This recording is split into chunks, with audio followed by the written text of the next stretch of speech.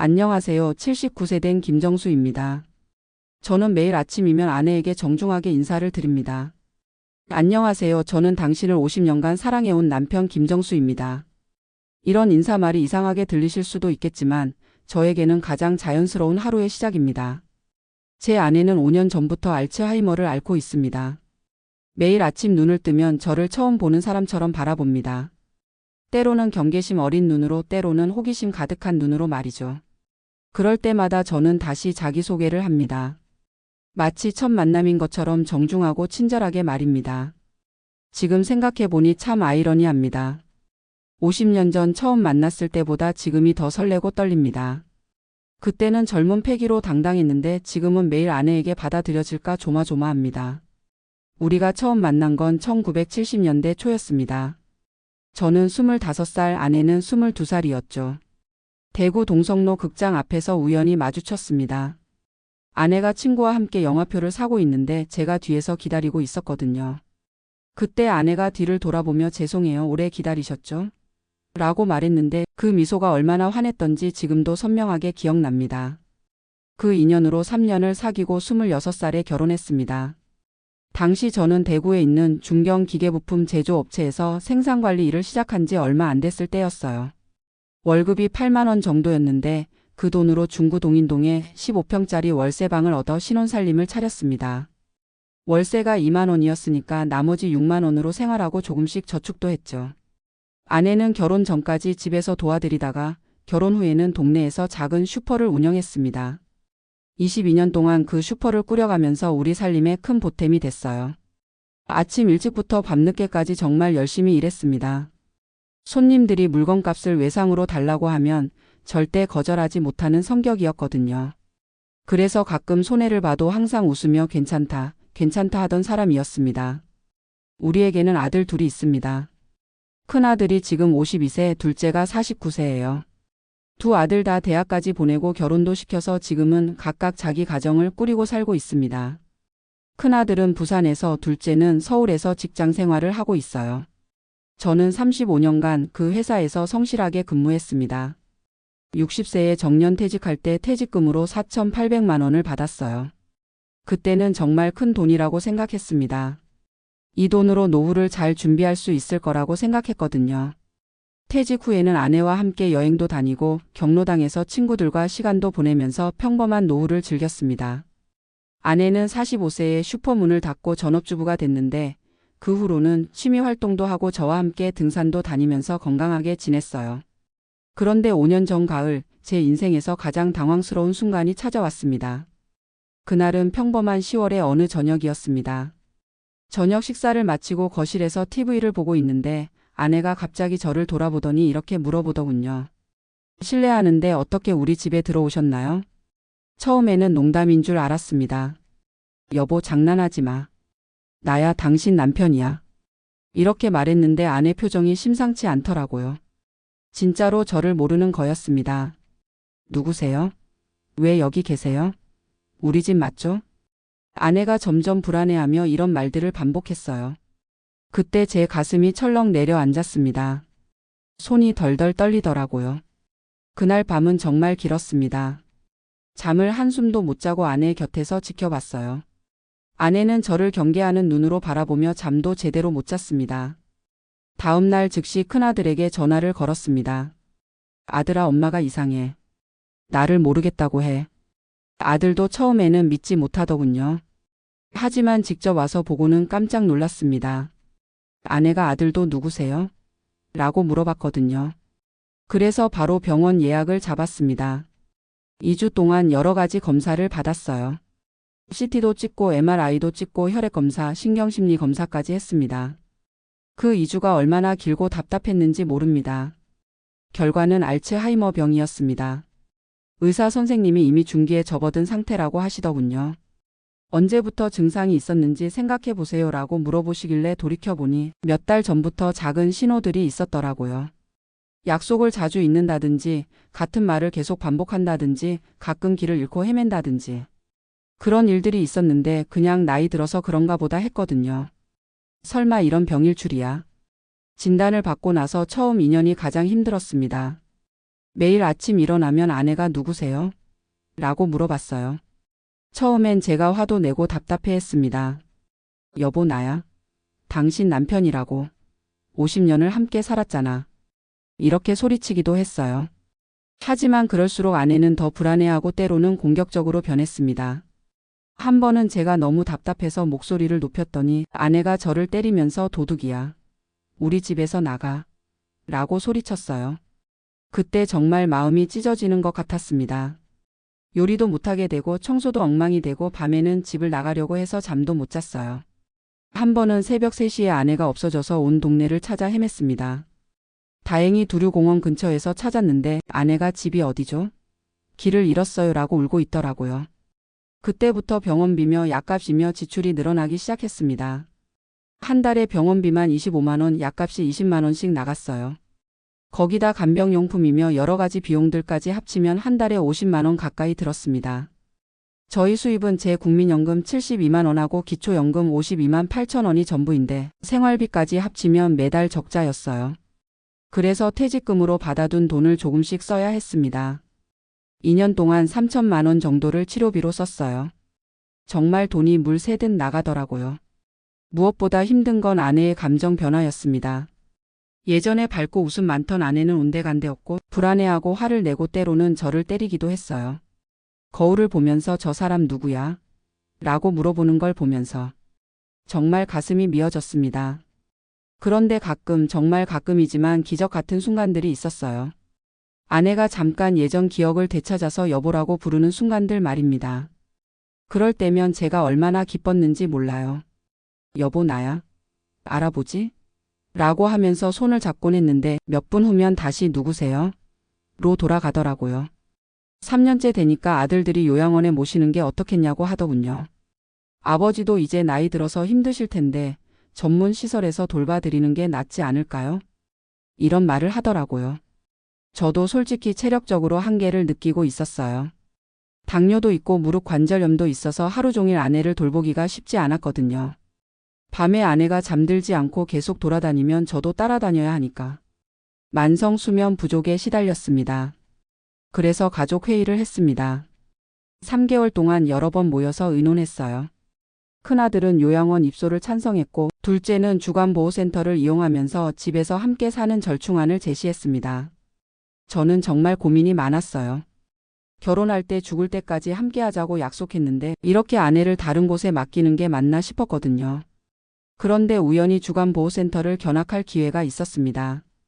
일주일 동안 체험을 해보라고 하더군요. 처음에는 아내가 낯선 곳을 거부할 줄 알았는데 의외로 센터에서 즐거워하는 모습을 봤어요. 다른 어르신들과 함께 노래도 부르고 간단한 운동도 하고 색칠 공부 같은 것도 하더라고요. 무엇보다 아내 얼굴에 웃음이 돌아왔어요. 집에서는 항상 불안해하고 예민했는데 센터에서는 편안해 보였습니다. 그래서 결정했습니다. 주간보호센터를 이용하면서 집에서 함께 살기로 말이에요. 아침에 센터에 모셔다 드리고 저녁에 함께 데리고 오는 거죠. 이 결정을 내리고 나서 많은 것이 바뀌었습니다. 우선 제 체력적 부담이 많이 줄었어요. 낮 동안은 센터에서 전문적으로 돌봐주시니까. 저도 잠깐이나마 휴식을 취할 수 있었거든요. 그리고 아내도 규칙적인 생활을 하게 됐어요. 아침 8시에 일어나서 센터에 갈 준비를 하고 저녁 5시에 집에 돌아와서 함께 식사하고 밤 9시에는 잠자리에 드는 규칙적인 패턴이 생겼습니다. 센터에서 만난 다른 가족들과도 좋은 관계를 맺게 됐어요. 비슷한 처지의 사람들이니까 서로 이해하고 위로도 되고 정보도 많이 주고받았습니다. 어떤 약이 좋다, 어떤 방법이 효과적이다 이런 얘기들 말이에요. 그런데 무엇보다 큰 변화는 제 마음가짐이었습니다. 처음에는 아내가 저를 못 알아보는 것을 받아들이기 어려웠어요. 50년을 함께 산 세월이 한순간에 사라진 것 같았거든요. 하지만 시간이 지나면서 다른 시각으로 보게 됐습니다. 아내가 저를 못 알아본다고 해서 우리의 50년이 없어지는 건 아니잖아요. 제가 기억하고 있는 한 우리의 사랑은 계속되는 거고요. 그래서 이제는 매일 아침 아내에게 정중하게 인사를 드립니다. 안녕하세요. 저는 당신을 50년간 사랑해온 남편 김정수입니다. 이렇게 말하면 아내가 아 그러세요? 반갑습니다 라고 답해요. 때로는 참 친절하신 분이네요 라고 하기도 하고요. 그럴 때면 마치 처음 만났을 때처럼 설레고 기뻐요. 50년 전 동성로 극장 앞에서 처음 만났을 때의 그 떨림과 비슷한 느낌이에요. 아내가 제게 미소를 지어 보일 때면 정말 세상을 다 가진 기분입니다. 지금 우리의 일상은 이렇습니다. 아침 6시에 일어나서 아내를 깨워드려요. 안녕하세요. 좋은 아침입니다. 저는 김정수라고 합니다. 이렇게 인사를 드리죠. 처음에는 아내가 낯설어 해도 제가 친절하게 설명해 드려요. 오늘 아침을 함께 드실까요? 제가 맛있는 밥을 준비해 드릴게요. 이렇게 말하면서 함께 식사 준비를 합니다. 요리도 이제 제법 늘었어요. 아내가 예전에 끓여주던 된장찌개 맛을 흉내 내려고 노력하고 있거든요. 완전히 똑같지는 않지만 그래도 먹을만하다고 아내가 말해줄 때면 뿌듯합니다. 아침을 먹고 나면 센터 갈 준비를 해요. 아내 옷을 골라서 입혀드리고 약도 챙기고 간식도 준비하죠. 센터까지는 걸어서 15분 정도 거리인데 함께 천천히 걸어가면서 이런저런 얘기를 합니다. 오늘 날씨가 참 좋네요. 그러네요. 산책하기 좋은 날이에요. 이런 평범한 대화들이 이제는 너무 소중해요. 센터에 아내를 모셔다 드리고 나면 저는 혼자 집으로 돌아와요. 그동안 집안 정리도 하고 빨래도 하고 장 볼 것도 사고 때로는 경로당에 가서 친구들과 시간을 보내기도 합니다. 저녁 5시에 다시 센터에 가서 아내를 데리고 와요. 안녕하세요. 저는 당신을 데리러 온 김정수입니다. 이렇게 인사를 하면 아내가 아 그러세요? 라고 답하죠. 집에 와서는 함께 저녁을 먹고 TV도 봅니다. 아내가 좋아하는 옛날 가요 프로그램을 주로 보는데 가끔 따라 부르기도 해요. 노래를 부를 때만큼은 아내가 예전 모습 같아 보여서 좋습니다. 밤 9시쯤 되면 잠자리 준비를 해요. 오늘 하루 즐거우셨나요? 내일도 좋은 하루 되세요. 이렇게 인사를 드리고 각자 방에서 잠을 청합니다. 예전처럼 같은 방에서 자면 아내가 불안해하더라고요. 그래서 지금은 방을 따로 쓰고 있어요. 가끔 밤중에 아내가 잠에서 깨서 돌아다닐 때가 있는데 그럴 때는 조용히 따라가서 지켜봅니다. 이런 생활을 5년째 하고 있어요. 처음에는 힘들고 절망스러웠는데 이제는 나름대로 평화롭고 소중한 시간이라고 생각해요. 물론 쉽지 않은 순간들도 여전히 있어요. 아내가 화를 내거나 불안해할 때 제가 아무리 달래도 진정이 안 될 때가 있거든요. 그럴 때는 저도 마음이 아프고 무력감을 느낍니다. 경제적인 부담도 계속 있어요. 지금은 센터 이용료까지 포함해서 한 달에 의료비가 45만 원 정도 들어가요. 저희 수입이 124만 8천 원인데 생활비까지 하면 여전히 빠듯해요. 퇴직금 잔액 1,800만 원으로 부족한 부분을 메우고 있는 상황입니다. 하지만 그래도 감사한 게 많아요. 무엇보다 아내가 아직 제 곁에 있다는 것, 매일 새로운 마음으로 만날 수 있다는 것이 감사해요. 센터 직원들도 정말 친절하게 돌봐주시고 다른 가족들과도 서로 도우며 지내고 있어서 외롭지 않습니다. 아들들도 한 달에 한 번씩은 찾아와서 안부를 묻고 도움을 주려고 해요. 무엇보다 제가 많은 걸 깨닫게 됐어요. 진정한 사랑이 무엇인지 함께한다는 것이 무엇인지 말이에요. 예전에는 서로 기억을 공유하고 추억을 나누는 게 사랑이라고 생각했어요. 우리 처음 만났을 때 기억나? 우리 신혼 때 이랬지? 이런 식으로 과거를 돌아보며 사랑을 확인했거든요. 하지만 지금은 다르게 생각해요. 진정한 사랑은 상대방이 나를 기억하지 못해도 내가 계속 사랑하는 것, 상대방이 변해도 있는 그대로 받아들이는 것이 아닐까 싶어요. 아내가 저를 매일 처음 보는 사람처럼 대한다고 해서 우리의 50년이 의미 없어지는 건 아니에요. 제가 그 50년을 기억하고 있으니까 우리 사랑은 계속되는 거예요. 그리고 어떻게 보면 매일이 새로운 만남이니까 더 설레기도 해요. 아내가 참 친절하시네요 라고 말할 때면 마치 처음 만난 사람에게 좋은 인상을 준 것 같아서 기분이 좋아져요. 가끔 옛날 사진을 보여드려요.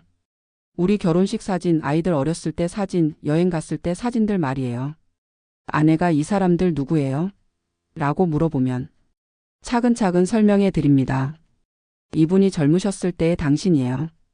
정말 예쁘시죠? 이 아이들이 우리 아들들이에요. 지금은 다 커서 각자 가정을 꾸리고 살아요. 이렇게 설명하면 아내가 신기해하면서 사진을 자세히 봐요. 비록 기억은 못하지만 사진 속 사람들을 보며 따뜻한 표정을 짓는 걸 보면 마음 깊은 곳에서는 뭔가 느끼는 게 있는 것 같아요. 음악도 좋은 반응을 보여요. 예전에 우리가 좋아했던 노래들을 틀어주면 따라 부르지는 못해도 고개를 끄덕이거나 발을 구르면서 리듬을 타요. 그런 모습을 보면 정말 사랑스러워요. 이런 생활을 하면서 제가 얻은 지혜가 있다면 절망하지 말라는 것이에요. 치매 진단을 받았다고 해서 모든 게 끝나는 건 아니거든요. 물론 예전 같지 않아요. 함께 추억을 나누지도 못하고 깊은 대화를 나누지도 못해요. 하지만 그래도 함께 있을 수 있다는 것 자체가 축복이에요. 그리고 매일 새로운 마음으로 만날 수 있다는 것도 특별한 경험이에요. 50년을 함께 살면서도 매일 첫 만남의 설렘을 느낄 수 있다니 어떻게 보면 정말 특별한 부부가 된 거 아닌가 싶어요. 지금 저와 비슷한 처지에 계신 분들께 하고 싶은 말씀이 있어요. 절대 포기하지 마세요. 힘들고 절망스러울 때도 있지만 분명 보람된 순간들이 있을 거예요. 무엇보다 혼자 끙끙 앓지 마시고 도움을 요청하세요. 주간보호센터도 있고 치매가족지원센터도 있고 비슷한 처지의 가족들 모임도 있어요.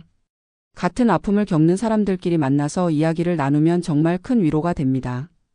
그리고 완벽하려고 하지 마세요. 저도 처음에는 모든 걸 혼자 해결하려고 했어요.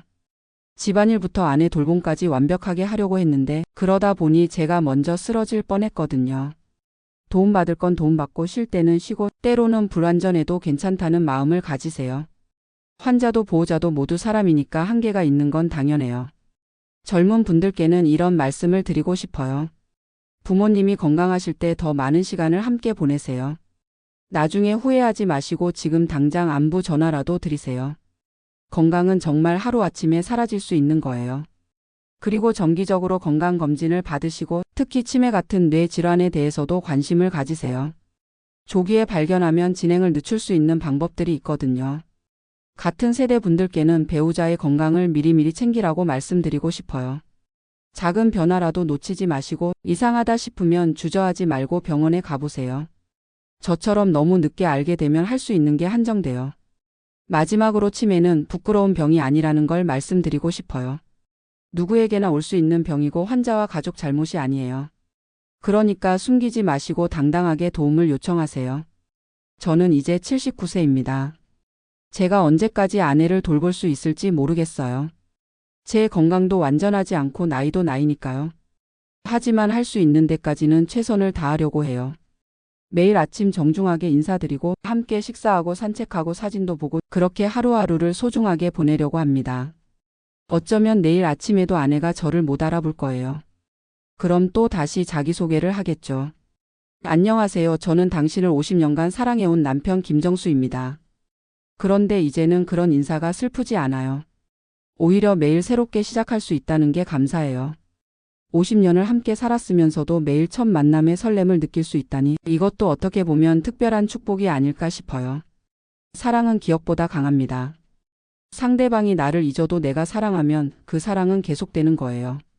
제가 아내를 기억하고 있는 한 우리의 50년은 사라지지 않습니다. 가끔 아내가 웃으면서 참 좋은 분이네요 라고 말할 때가 있어요. 그럴 때면 정말 세상을 다 가진 기분입니다. 50년을 함께 산 사람에게 좋은 분이라는 말을 들으니까 마치 다시 사랑에 빠진 것 같아요. 어제도 그런 일이 있었어요. 저녁을 먹고 나서 함께 옛날 사진을 보고 있는데 아내가 갑자기 제 손을 잡더니 고맙습니다 라고 하더라고요. 무엇 때문에 고맙다는 건지는 모르겠지만 그 따뜻한 손길에서 모든 피로가 사라졌어요. 그런 순간들이 있기 때문에 저는 계속할 수 있어요. 아내의 작은 미소 하나, 따뜻한 말 한마디가 하루 종일의 수고로움을 다 보상해 주거든요. 센터에서 만난 다른 가족분 중에 이런 말씀을 하신 분이 있어요. 우리가 환자를 돌보는 게 아니라 환자가 우리에게 사랑이 뭔지 가르쳐 주는 것 같아요. 정말 맞는 말씀이라고 생각해요. 아내를 통해서 저는 많은 걸 배웠어요. 진정한 인내가 뭔지, 무조건적인 사랑이 뭔지, 순간순간을 소중히 여기는 게 뭔지 알게 됐어요. 예전에는 당연하게 생각했던 것들이 이제는 너무 소중해요. 함께 식사하는 것, 나란히 앉아서 TV를 보는 것, 손을 잡고 산책하는 것 같은 평범한 일상들 말이에요. 그리고 건강한 기억이 얼마나 소중한지도 깨달았어요. 우리가 평소에 별거 아니라고 생각하는 기억들이 실은 얼마나 귀한 보물인지 알게 됐죠. 젊은 분들이 치매를 걱정하시는 것도 이해해요. 저도 가끔 깜빡하는 일이 있으면 나도 혹시? 라는 생각이 들거든요. 하지만 너무 걱정만 하지 마시고 예방에 힘쓰세요. 규칙적인 운동, 균형 잡힌 식사, 충분한 수면, 그리고 무엇보다 사회적 관계를 유지하는 것이 중요해요. 혼자 있지 마시고 사람들과 어울리세요. 새로운 것을 배우고 도전하는 것도 뇌 건강에 좋다고 하더라고요. 저도 이제는 치매에 대해 많이 공부했어요. 센터에서 하는 교육도 듣고 관련 책도 읽고 인터넷으로 정보도 찾아보고 그래요. 그러면서 알게 된 건 치매도 단계가 있다는 거예요. 초기, 중기, 말기로 나뉘는데 각 단계마다 대응 방법이 달라요. 지금 아내는 중기 단계인데 일상생활에는 도움이 필요하지만 감정은 살아있어요. 그래서 아내의 감정을 최대한 편안하게 해주려고 노력해요. 화내지 않고 재촉하지 않고 아내 속도에 맞춰주려고 해요. 아내가 같은 질문을 10번 해도 10번 다 친절하게 답해드려요. 화장실이 어디예요? 저쪽에 있어요. 제가 안내해 드릴게요. 화장실이 어디예요? 저쪽에 있어요. 함께 가실까요? 이런 식으로 몇 번을 반복해도 짜증내지 않으려고 해요. 아내 입장에서는 매번 처음 묻는 거니까요. 센터 사회복지사님이 해주신 말씀이 있어요. 치매 환자에게는 논리보다 감정이 중요해요. 기억은 못해도 그 순간의 기분은 남아있거든요. 정말 맞는 말씀이에요. 아내가 구체적인 내용은 기억 못해도 즐거웠던 기분, 편안했던 느낌은 남아있는 것 같아요. 그래서 항상 아내의 기분이 좋아지도록 노력해요. 좋아하는 음악을 틀어주고 맛있는 음식을 해드리고 예쁜 꽃이 있으면 함께 보고 따뜻한 햇살이 있으면 함께 쬐고 그런 소소한 행복들을 함께 나누려고 해요. 요즘은 날씨가 좋으면 두류 공원으로 산책을 가요. 아내가 꽃을 좋아하거든요. 이 꽃 예쁘네요라고 하면서 한참을 바라봐요. 그런 모습을 보면 마음이 정말 따뜻해져요. 공원에서 만나는 다른 분들도 친절하게 인사해 주세요. 처음에는 시선이 부담스럽기도 했는데 이제는 오히려 따뜻한 관심으로 받아들여요. 어제는 공원에서 만난 한 할머니께서 이런 말씀을 하시더라고요. 참 부럽네요. 저렇게 정성스럽게 돌봐주는 남편이 있다니. 그 말을 듣고 괜히 어깨가 으쓱해졌어요. 아들들도 가끔 아버지 정말 대단하세요라고 해요. 하지만 저는 대단한 게 아니라 당연한 일을 하는 거라고 생각해요. 결혼할 때 아프거나 건강하거나 가난하거나 부유하거나 함께하기로 약속했잖아요. 그 약속을 지키는 것뿐이에요. 물론 쉽지 않은 날들도 있어요. 아내가 밤에 잠들지 않고 계속 돌아다닐 때, 갑자기 화를 내거나 불안해할 때, 그런 날에는 저도 지치고 답답해져요. 특히 아내가 저를 경계하거나 무서워할 때가 가장 힘들어요. 이 사람 왜 자꾸 따라와요? 라고 하면서 피할 때면 정말 마음이 찢어집니다. 그럴 때는 잠시 거리를 두고 아내가 진정될 때까지 기다려요. 그리고 다시 조용히 다가가서 친근하게 인사를 드리죠. 안녕하세요. 저는 김정수라고 해요. 혹시 도와드릴 일이 있을까요? 시간이 지나면 아내도 다시 마음을 열어요.